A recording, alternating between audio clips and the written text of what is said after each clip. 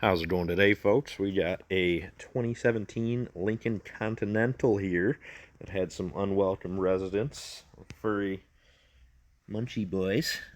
We still got some wires we need to fix, but just wanted to elaborate a little bit on this fuse box. I was looking at it and fiddling with it, trying to get it apart for a minute, because this all surrounds that.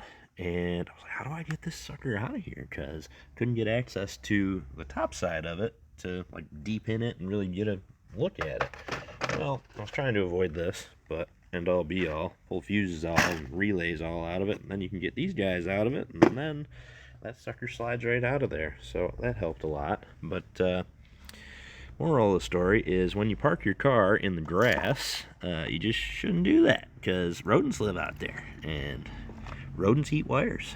Well, hope y'all are having a better day than I am. Adios.